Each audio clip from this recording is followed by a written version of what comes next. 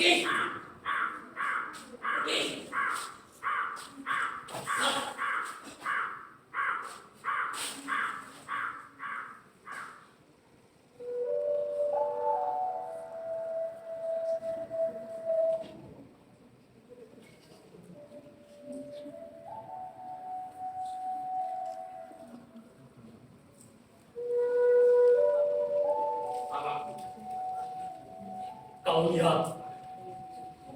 Kau lihat, baru sekarang aku takjub atas pemandangan ini.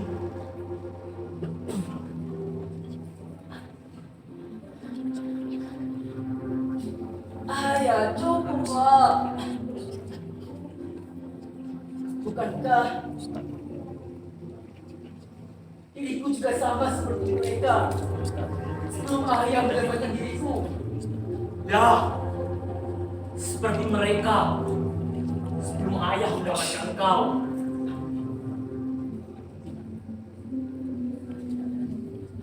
Berhari-hari tangan yang lemah itu menggapai-gapai untuk mengusir burung-burung gagak yang mengerumunimu karena mengira kau sudah jadi bangkai.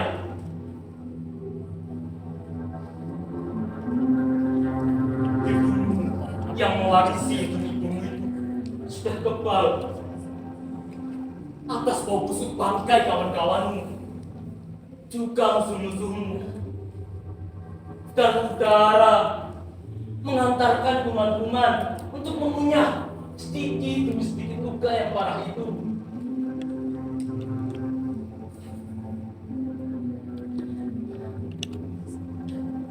Ya cukup, Pak. Anakku, kau masih ingat sajak sang politikus? Oh, bunga penyebar bangkai di sana bakalan kutumbuh mewangi.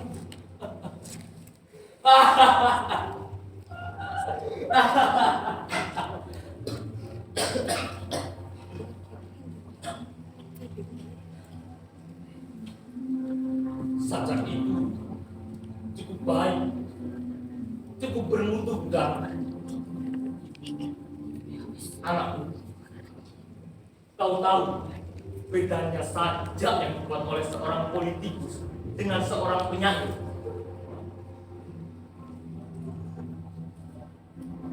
Kalau ada seseorang menderita luka datang kepada seorang politikus, maka dipukullah luka itu hingga ia berteriak sakit dan lari ke belakang langgar. Sedangkan kalau ia datang kepada seorang penyair, luka itu akan dielus-elusnya hingga ia merasa seolah-olah luka itu telah tiada. Jadi, tak seorang pun di antara kedua macam orang tersebut yang berusaha mengobati atau menyembuhkan luka itu. Anak, bagaimana pendapatmu?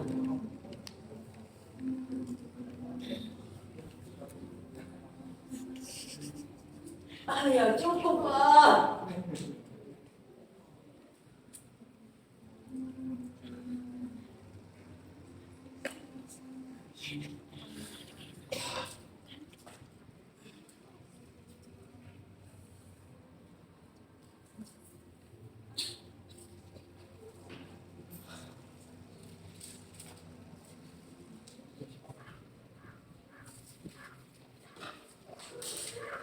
Bangsat! Siti, kau kira kamu di belakang ya? Pergi!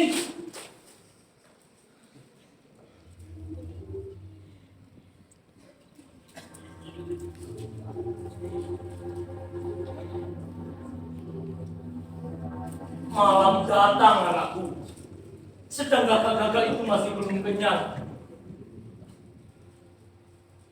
Kalau malam gelap seperti ini, aku sanksi. Apakah besok matahari sanggup menembusnya? Siang berganti siang, Malam berganti malam. Tak ada sesuatu yang baru dalam hidup kita. Rutin.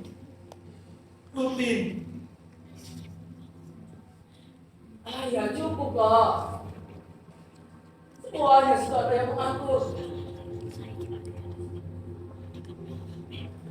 Tanpa meminta, dari luar pengetahuan saya, Ayah.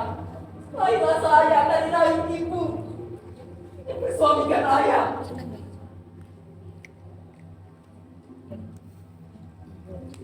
Aku anak bungsu, Ayah. Kenapa ayah meninggalkan aku?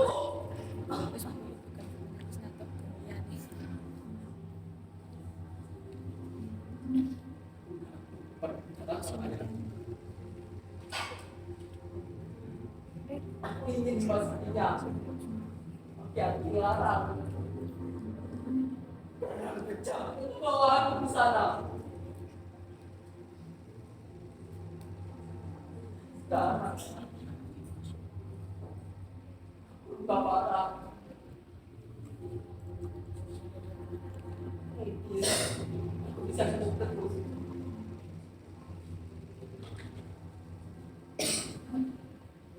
Sebenarnya yang juga mati, Ayah.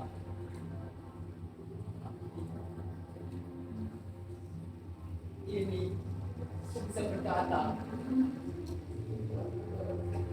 wanita yang baik macam manusia percaya kepada manusia yang lain sehingga kepercayaan itu mampu untuk mendorongnya untuk mengorbankan segala-galanya. Keluarganya, harta bendanya, bahkan nyawanya, Ayah. Ya, manusialah yang mulia di mata Tuhan. Ayah, kenapa kita memilih lapangan yang lain? Artinya, dengan itu atas bagiku, Ayah. Sang nasibah. Sang nasibah yang mengantarkan aku ke sana, Ayah. Jadi, sepatutnya, Ayah, manusia merasa senang juga. Anakku, apa yang ada ini mempunyai pasangan-pasangan. Kalau sesuatu meleset dari pasangannya, manusialah yang salah mengerjakannya. 1 senti meleset mengakibatkan melesetnya 100 senti yang lain. Ada setetes yang tidak beres di kalangan atas yang mengakibatkan puluhan, ratusan, bahkan ribuan jiwa manusia hancur. Dan yang setetes itu harus diselidiki betul-betul. Mungkin perkara 10% komisi, atau membela celana kolor yang cengeng, atau kebenaran tentang hidup perempuan. Ya cukup, Pak. Cukup, Ayah.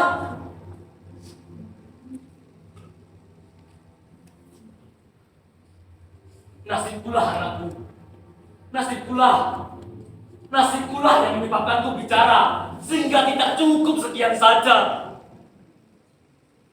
Aku sudah menyerahkan keempat anak-anakku kepada sang politikus, dan tak ada sesuatu apapun yang kuterima. Sekarang, ia merenggut anakku yang terakhir, dan nyawa yang paling kusayangi. Kau, sesuatu yang bagaimanakah, dan bentuk kebenaran macam apakah yang menghalalkan itu semua?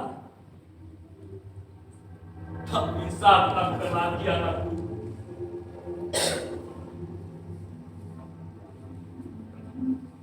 Ya cukup, Pak.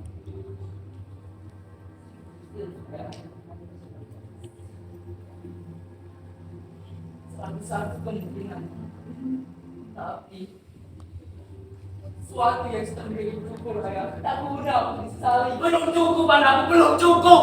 Lihatlah. Aku sudah dirugikan habis-habisan. Ada sesuatu yang kudapatkan. Lihatlah di sana anakku, lihatlah. Gelapku ditekan pekat. Saking gelapnya berang-berang tak bisa melihat diriku sendiri. Tak ada titik cahaya pun. Florence Lighten telah dikondor kakak-kakak. Lembaga kebenaran telah dikasih pada kurus kesakitan. Lihatlah anakku. Katedral telah disapu habis dengan tanah dan sekarang ditembus dalam lugar. Lihatlah, bahkan perawan-perawan sudah disekap di dalam kamar-kamar. Bahkan kursi pemerintahan juga sudah digadaikan. Apa yang bisa diharapkan lagi anakku? Ayah. Bukan.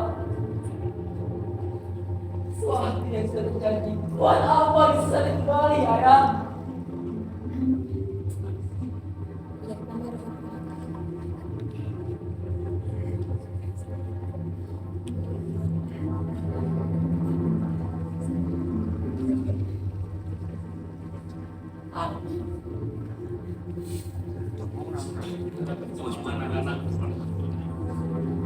Sekarang aku harus memutuskan sesuatu yang hebat.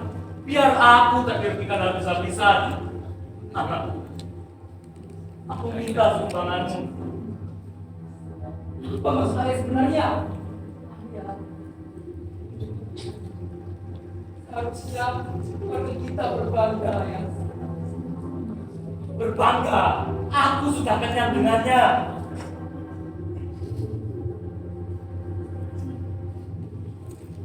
Kamu cukup parah bukan? Tidak tahu, ayah. Tiap hari banyak orang berbondong-bondong di batas kota. Dari pagi hingga petang, dari petang untuk pagi, hanya untuk menjemput.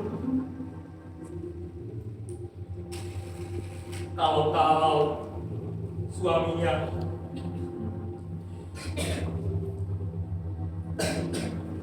anaknya pulang dari pertempuran, betapa setianya mereka. Oh, seandainya mereka tahu apa yang terjadi sesungguhnya di kota penduduk ini, ibumu akan menjemputmu, juga kawan-kawanmu, juga para tetangga. Engkau sejenak akan dikagumi, untuk kemudian dilupakan selama-lamanya. Ayah. Apakah ayah tak bisa melihat hikmah yang terkandung dalam sebuah kejadian? Aku tidak melihatnya, sebab di situ memang tidak ada apa-apanya. Supaya aku tidak terlalu rugi, supaya nasibku sedikit baik, aku minta sumbanganmu anakku.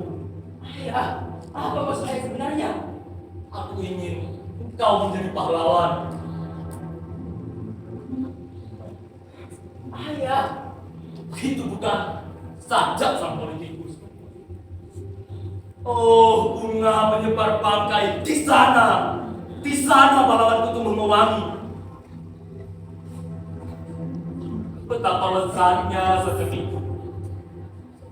Anakku, apakah kau tidak bisa melihat kenikmatan pembunuhan dalam sajak itu? ayah.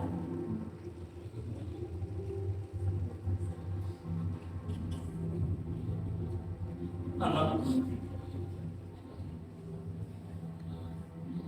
maafkan ayahmu. Kau harus kubunuh, ayah. Demikian ayah. Ayah tidak menjadikan seorang pahlawan. Ayah, dan semua manusia di mata Tuhan, kita masing-masing berdiri sendiri, ayah. Aku memiliki sangat semangatku sendiri dengan ayah. Ayah diatur oleh orang lain. Anakku, kali ini pengasuhmu menyerahkanmu kepadaku. Tidak mungkin ayah. Pengasuhku bekerja seperti Tidak selalu anakku. Sekali-kali ia boleh menyeleweng.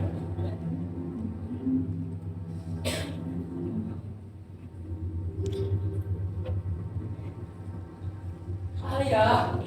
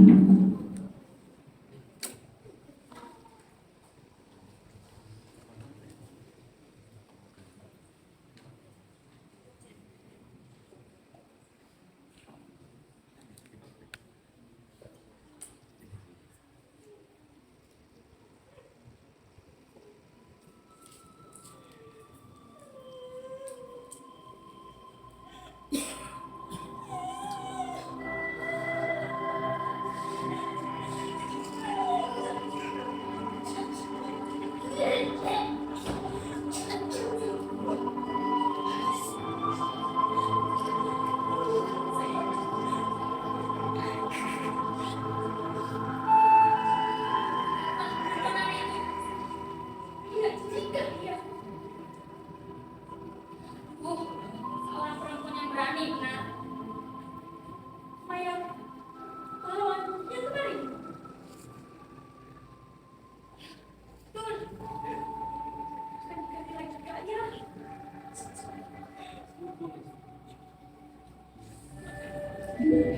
Anakku, kenapa kau mengalami nasib seperti ini, anakku? Aku sebagai ibumu tak terima atas kelakuan ini semua. Aku protes atas kesenangan yang menimpamu.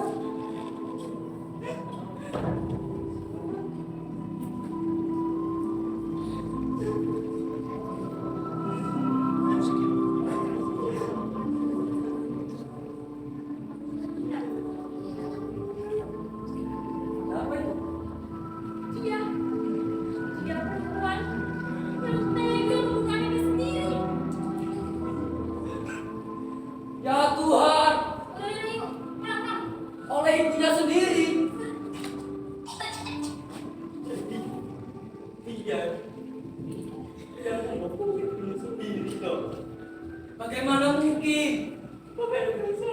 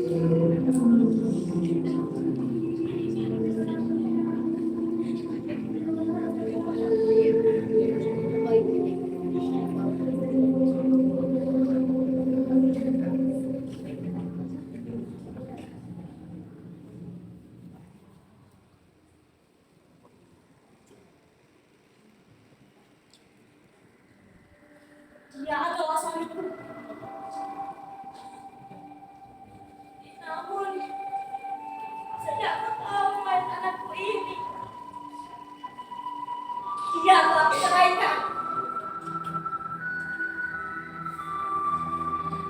Semalam dia telah bercerita panjang-panjang tentang garis depan. Akhirnya ia pulang dengan membawa tipan-tipan bagi kita. Mayat ini sama sekali bukan pahlawan. Aku tahu ternyata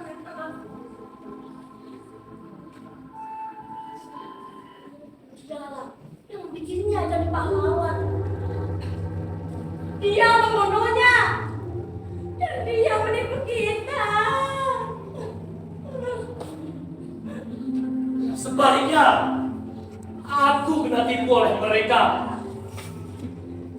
Kita semua kena tipu mentah-mentah.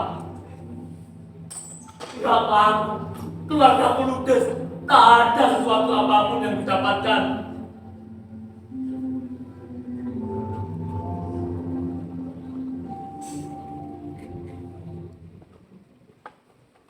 Pengkhianat? Menurut hukumnya bagaimanakah seseorang berhak menyebut orang lain pengkhianat atau pahlawan? Kemarin, ku bawa mayat anakku. Anak yang penghabisan dari 4 orang lainnya yang sudah hancur duluan. Perang demi perang telah memeluk anak-anakku dengan mesranya. Dan dalam sekejap mata, mayat ini diangkat menjadi pahlawan. Aku sudah mengira, aku sudah menduga. Sementara kalian dengan berkali-kali air mata membawanya ke kuburan. Sedangkan aku dengan tertawa terpingkal-pingkal melihatnya.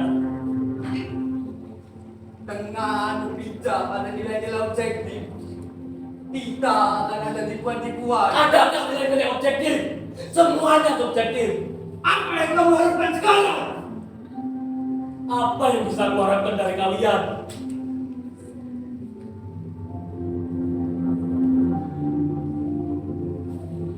Kalian orang-orang kecil, sekali-kali boleh pergi ke garis depan, supaya kita juga bisa berbicara tentang perang. Lihatlah politikus.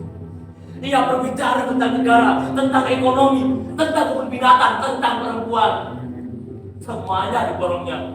Lantas, kita disuruh bicara tentang apa?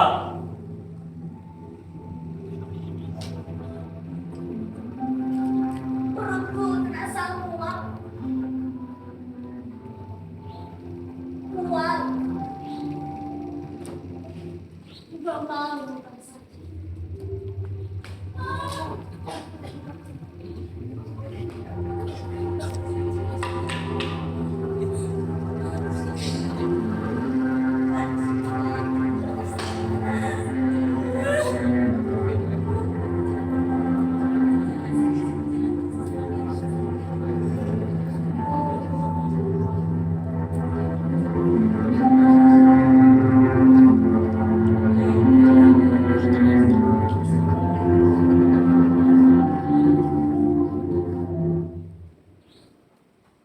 Nasibku.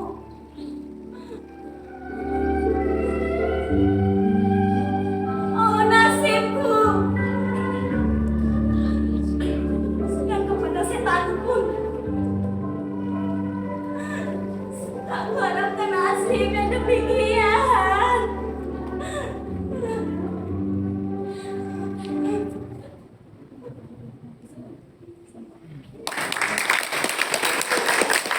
Ya, bisa berkumpul untuk pemainnya.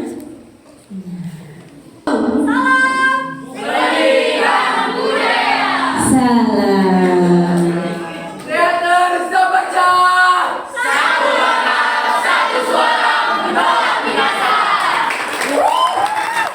Mantap jiwa. Oke, terima kasih teman-teman Sabaca. Ini belum latihan gabungan besok ya, sudah begini dari teman-teman peserta, masya Allah. Sip. Semoga besok setelah latihan gabungan ditambah ilmu lagi. Jangan pelit-pelit ya berbagi ilmunya untuk bisa ya.